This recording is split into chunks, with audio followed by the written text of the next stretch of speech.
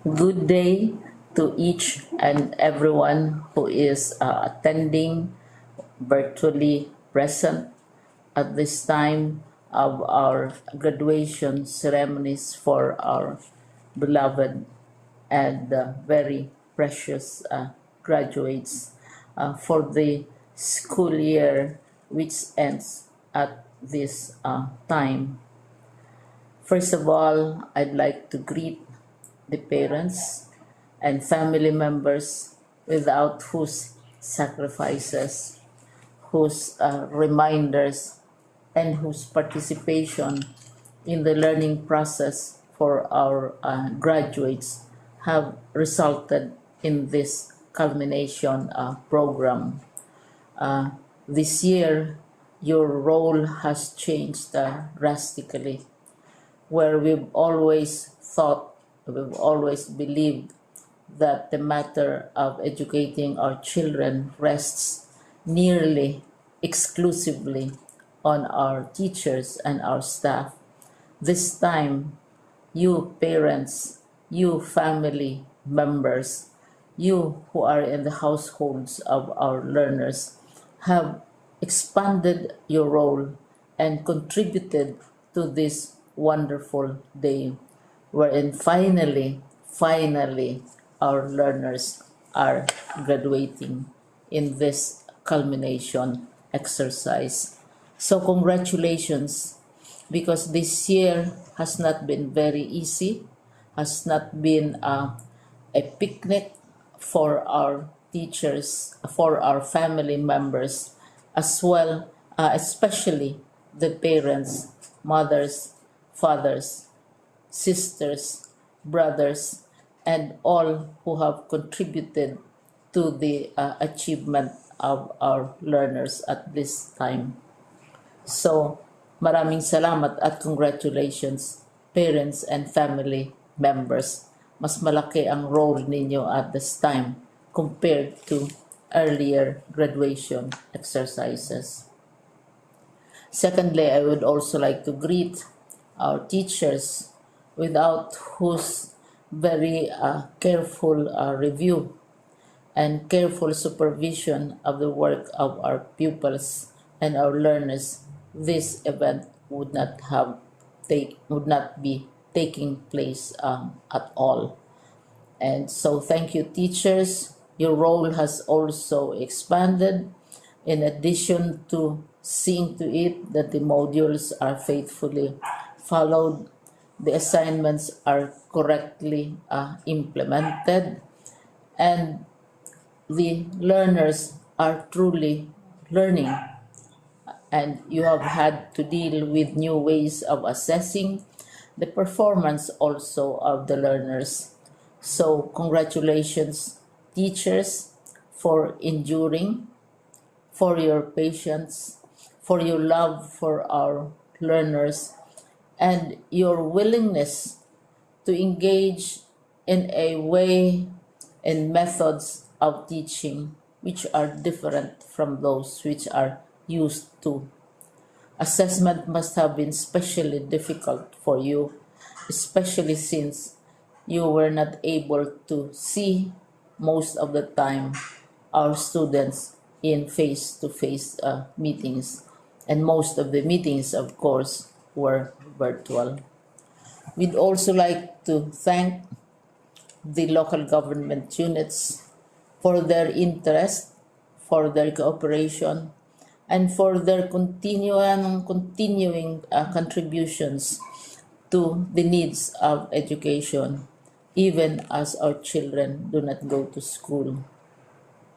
Your donations of material as well as financial resources at this time are most welcome, and your advice has been taken seriously not only by our teachers, by our school officials, but also by our officials in the Department of Education. We continually talk with local government units, especially in times of disaster, in times of great need for classrooms, for space, and for responses to unforeseen emergencies. Thank you, local government units. But of course, most of the congratulatory greetings fall on the deserving graduate. Each and every one of you is truly special. You are different from the other graduates who have passed through the portals of your school. You went to school practically without seeing your teachers, if at all. You went to school with your parents, your mothers, and your fathers hovering over your shoulders and seeing to it that you are able to complete your assignments. You are completing your studies at a time when examinations and assessments are different. You are culminating these long months of hard work at this time, even as you have to do family chores, even as you are distracted, and even as your world has turned upside down, and it seems and it appears as if we don't know what the future holds and what will happen next. But you have persevered, and now you are ready to graduate. And therefore, you deserve each and every bit of congratulations from us in the Department of Education, from your parents and family members, your teachers, from the officials in local government, as well as in the parent teachers associations. You deserve each and every single congratulatory pat on your back, each hug virtually, of course, and each greeting, which I am sure you are also receiving virtually. I don't know if you will remember this event many, many years from now. I have tried to recall myself who our graduation speaker was when I finished high school and when I finished my college studies. All I remember is that the graduation speaker was someone important, someone who was invited because that someone is supposed to give a message. What was more important to us graduates at that time was the excitement of the celebrations, the happiness and the joy of our parents, the sadness of parting from our classmates and from our teachers, and the enjoyment of all the graduation events that usually take place come commencement day. When I was a college student, we had a series of events which were designed to embed in our minds, which were designed to help us remember and not forget our days in college. We would spend one whole day going around the campus, visiting the classrooms, saying goodbye to our teachers, and sharing memories. We would have bonfires to say goodbye to each other. We had baccalaureate services where we committed ourselves to God and we prayed for guidance when we go out into the world. So many celebrations, and the speaker, of course, is the least important and easily forgotten component of the graduation exercise. Nonetheless, I will exert all efforts to share with you what I see are things or issues which a graduate should remember, and recall. I have said that you are very special. You are very different. You are pioneering. There has been no other class like your class. There has been no other graduate like you as a graduating student, because you are the very first graduate of the blended learning response to education in the Philippines. And so you ask yourself, what awaits you in the world outside? You can either work, because the kind of curriculum you survived and underwent as a student will enable you to go to work if you wish to go to work.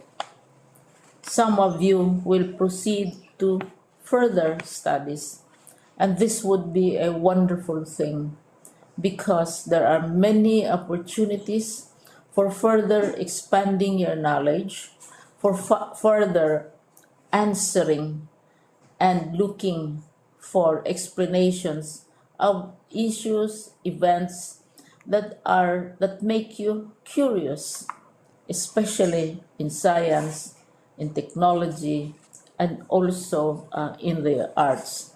So you can work, you can go to further studies, and perhaps some of you will settle down, hopefully not too soon, so you can pursue what you really want to do.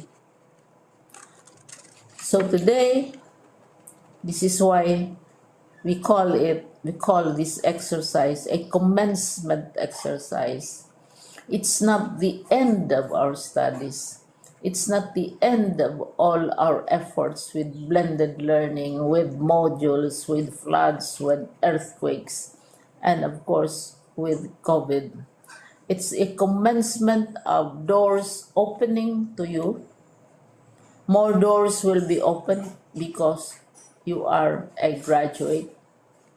You can work, you can proceed for further studies, you can help your parents, and you can perhaps look for opportunities to do what you have always wanted to do, whether at work, whether at advanced studies, whether at learning more in science and technology, in mathematics, and in the arts.